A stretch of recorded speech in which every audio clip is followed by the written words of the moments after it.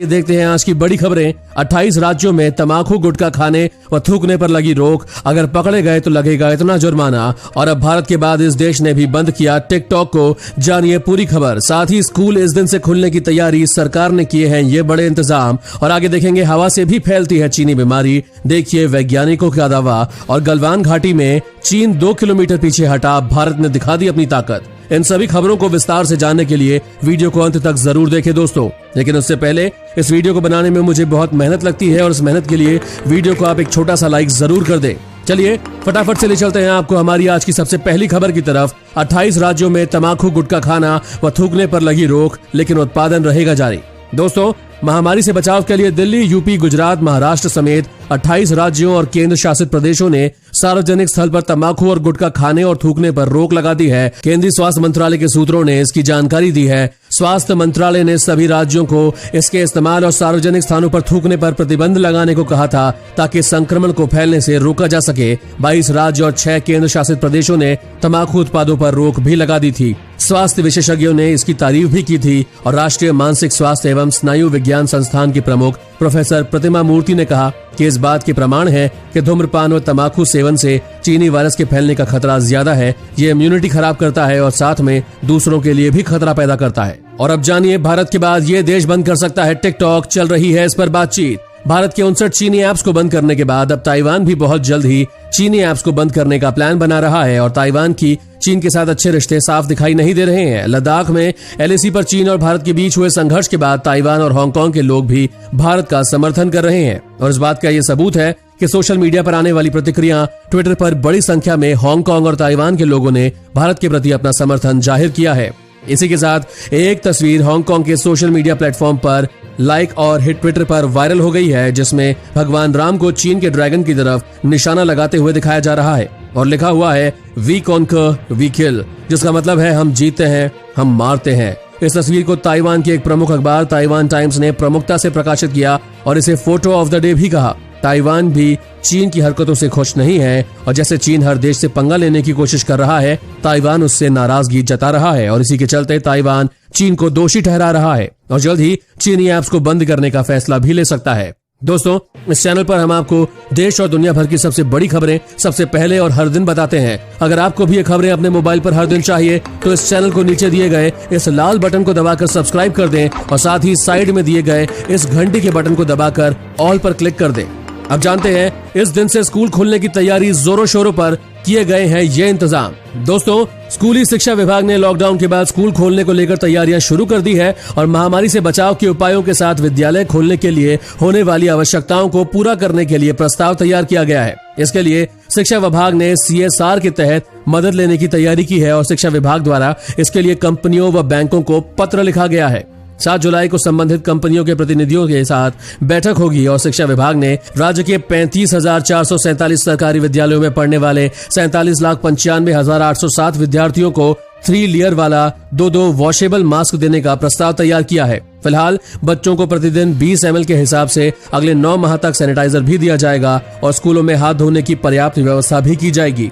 School में 50 विद्यार्थी पर 4 साबुन या हैंड वॉश प्रति सप्ताह दिया जाएगा। वहीं स्कूलों को भी सैनिटाइजेशन के लिए कमरे के हिसाब से सैनिटाइजर उपलब्ध कराया जाएगा।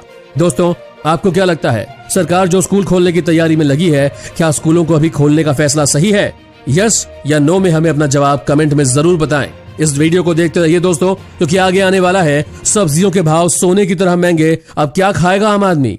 साथ ही जानिए क्या हवा से भी फैलती है चीनी बीमारी, देखिए वैज्ञानिकों का दावा। दोस्तों, दुनिया भर के सैकड़ों वैज्ञानिकों ने अपनी रिसर्च में पाया है कि चीनी वायरस एयरबॉर्न यानी हवा के जरिए भी फैलता है और 32 देशों के 239 वैज्ञानिकों ने अपनी रिसर्च में पाया कि चीनी वायरस के छोटे छोटे कण हवा में भी जिंदा रहते हैं और वे भी लोगों को संक्रमित कर सकते हैं। इससे पहले विश्व स्वास्थ्य संगठन ने इस वायरस के फैलने के तरीकों को साफ करते हुए कहा था कि इस वायरस का संक्रमण हवा से नहीं फैलता है। WHO ने तब साफ किया था कि यह खतरनाक वायरस सिर्फ थूक के कणों से ही फैलता है और थूक के कण इतने हल्के नहीं होते कि वो हवा में यहाँ से वहां उड़ जाएं।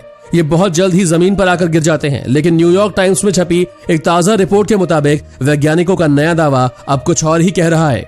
साथ ही जानिए गलवान घाटी में चीन 2 किलोमीटर पीछे हटा, भारत ने दिखा दी अपनी ताकत। जी हाँ दोस्तों, गलवान घाटी से आ रही एक बहुत बड़ी खबर के मुताबिक चीनी फौज लगभग 2 किलोमीटर पीछे हट गई है और चीन के विदेश मंत्रालय के प्रवक्ता बार बार ये बात कह रहे थे कि वो भारत के साथ तनाव पर पूरी नजर रखे हुए हैं और वो किसी भी हाल में भारत से सैन्य टकराव नहीं चाहते। पीछे हटने की खबर फिजिकल वेरिफिकेशन के बाद आई है, जिस पर भारत के सैन्य अधिकारियों की मुहर लगना अभी बाकी है। मिल रही जानकारी के अनुसार चीन की पीपुल्स लिबरेशन आर्मी ने अपने शिविर भी उस स्थान से हटा लिए हैं और सैन्य वाहनों के साथ जैसे टैंक और युद्ध अस्त्र लगभग 2 किलोमीटर पीछे हटा लिया है। इसी के साथ जानकारी के अनुसार भारतीय सेना भी समझौते के मुताबिक पीछे हट रही है और ध्यान देने योग्य ये बात है कि गलवान घाटी के विवाद के चलते दुनिया भर के तमाम देशों ने चीन को घेरना शुरू कर दिया था और इसीलिए चीन की दादागिरी चीन को ही भारी पड़ने लगी है। और अब जानिए दोस्तों, सब्जियों के भाव सोने की तरह महंगे, अब क्या खाएगा आम आदमी।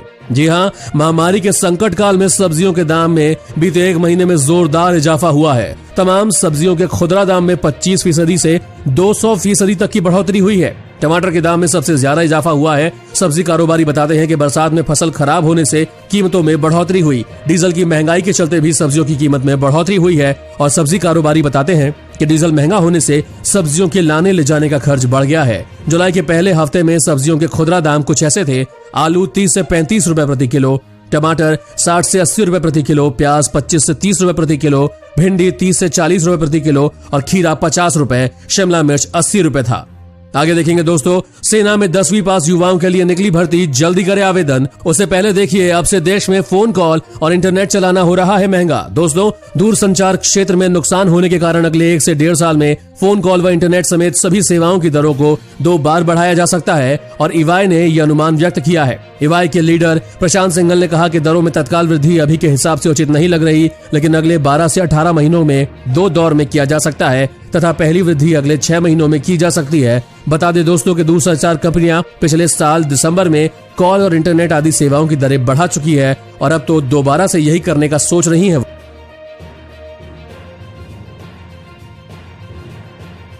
और अब जानिए, सेना में 10वीं पास युवाओं के लिए निकली भर्तियां, जल्दी करें आवेदन। दोस्तों, भारतीय सेना फायरमैन, लेबर क्लीनर, सफाई वाला और अन्य पदों पर भर्ती का नोटिफिकेशन जारी कर रही है। अगर आप इन पदों पर आवेदन करने के लिए इच्छुक हैं, तो पूरी जानकारी हमारी इस खबर के माध्यम से आप प्राप्त कर सकते हैं। इन पदों पर अप्लाई करने के लिए कैंडिडेट के पास 10वीं की डिग्री होना अनिवार्य है। इन पदों पर अप्लाई करने के लिए कैंडिडेट्स www.joinindianarmy.nic.in पर जाकर आवेदन कर सकते हैं। अगर SBI में है खाता तो जरूर देख लें ये खबर।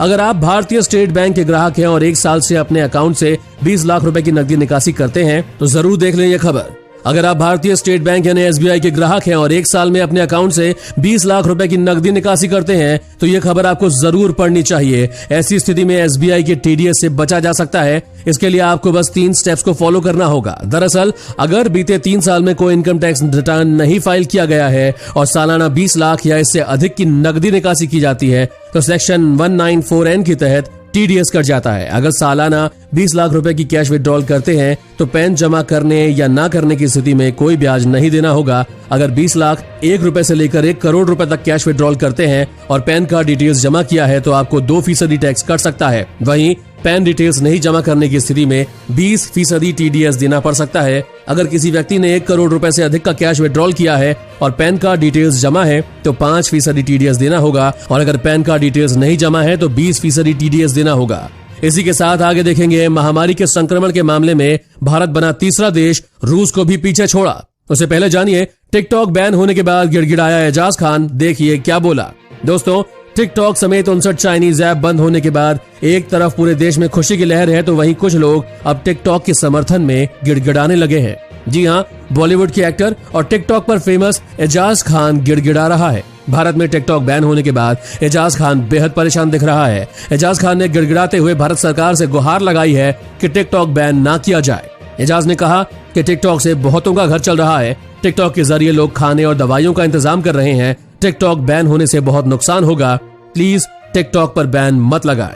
और अब जानिए, बिना राशन कार्ड के भी मुफ्त में ले सकते हैं राशन। करना होगा ये काम। दोस्तों, प्रधानमंत्री ने 30 जून को राष्ट्र के नाम अपने संबोधन में देश की मौजूदा स्थितियों और आने वाले महीनों में पड़ने वाले त्योहारों को देखते हुए प्रधानमंत्री गरीब कल्याण अन्न योजना का नवंबर तक विस्तार कर दिया है। इसके तहत देश के करीब 80 करोड़ राशन कार्ड धारकों को उनकी मासिक पात्रता के अलावा प्रति व्यक्ति 5 किलो गेहूं या चावल और प्रत्येक परिवार को 1 किलो चना दिया जाना जारी रहेगा। वहीं बिना राशन कार्ड वाले भी नवंबर माह तक मुफ्त राशन प्राप्त कर सकते हैं। पासवान के अनुसार अगर किसी के पास राशन कार्ड नहीं है तो उसे अपने आधार का रजिस्ट्रेशन करवाना होगा। इसके बाद उन्हें एक स्लिप मिल सकती है और उस स्लिप को दिखाने के बाद उन्हें मुफ्त में अनाज दिया जा सकेगा। किसी गरीब को कोई दिक्कत ना होने पाए, इसके लिए राज्य सरकारों की भी भूमिका तय की गई है। राज्य सरकारों की जिम्मेदारी है कि वो गरीब मजदूरों को मुफ्त राशन का लाभ सुनिश्चित करवाएं। साथ ही जानिए, महामारी के संक्रमण के मामले में भारत बना तीसरा देश, रूस को भी पीछे छोड़ा। दोस्तों, महामारी में सबसे ज्यादा प्रभावित देशों की सूची में भारत रूस को पीछे छोड़कर अब तीसरे स्थान पर पहुंच गया है। पहले अमेरिका, फिर ब्राजील और रूस के बाद भारत चौथे स्थान पर था। लेकिन पिछले कुछ दिनों में लगातार बढ़ी संख्या में चीनी बीमारी के मामले आने के कारण भारत में रूस से ज्यादा मामले हो गए हैं। भारत में इस समय 6,87,760 मरीज हैं, जबकि रूस में अब तक 6,81,251 संक्रमित केस सामने आ चुके हैं। महामारी से प्रभावित टॉप 10 देशों में यूरोप और दक्षिण अमेरिका के 4 देश शामिल हैं। अब जानिए, राम मंदिर के भूमि पूजन की तैयारी नवरात्रि में हो सकती है। शुरू किया जाएगा राम मंदिर का निर्माण। जी हां दोस्तों, श्री राम जन्मभूमि तीर्थ क्षेत्र न्यास के सूत्रों ने संकेत दिए हैं कि विजयदशमी के आसपास भव्य समारोह के बीच राम मंदिर का भूमि पूजन किया जा सकता है।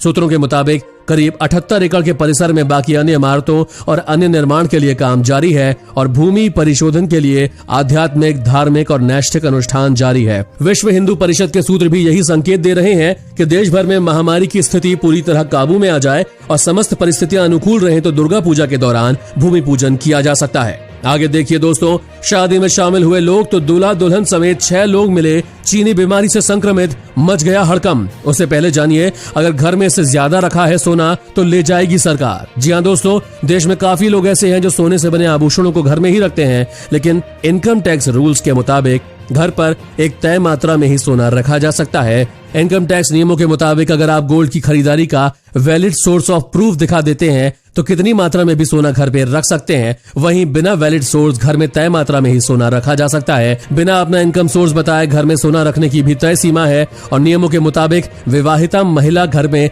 500 ग्राम, अविवाहित महिला 250 ग्राम और पुरुष केवल 100 ग्राम सोना बिना इनकम प्रूफ दिए भी रख सकते हैं। तीनों कैटेगरी में बिना प्रूफ के तय सीमा से ज्यादा मात्रा में सोना घर में पाए जाने पर आयकर विभाग स्वर्ण आभूषण जब्त कर सकता है। अब जानिए, WHO ने दी चेतावनी, कहा अभी भारत में चीनी बीमारी का बहुत बुरा वक्त आएगा, सावधान रहने की है जरूरत। दोस्तों, चीनी वायरस संक्रमण की वजह से अब तक 5 लाख से ज्यादा मौतें हो चुकी हैं और इधर विश्व स्वास्थ्य संगठन WHO के महानिदेशक टेड्रोस एडनॉम ने कहा कि कुछ देशों में हालात सुधरने के बावजूद महामारी अब भी तेजी से फैल रही है और जैसे जैसे पाबंदियां घटाई जा रही है, संक्रमण की दूसरी लहर देखी जा रही है। टेड्रोस ने साफ कहा कि कुछ देशों में संक्रमण का सबसे बुरा दिन आना अभी बाकी है। अमेरिका में कोरोना संक्रमण का बुरा दौर फिर लौट आया है, जबकि ब्राजील और भारत में भी लगातार हजारों की संख्या में नए मामले सामने आ रहे हैं। रविवार को दुनिया भर में संक्रमण के 1,80,000 नए केस सामने आए, जिसके बाद कुल मामले बढ़कर अब 1,15,00,000 से भी ज्यादा हो गए हैं।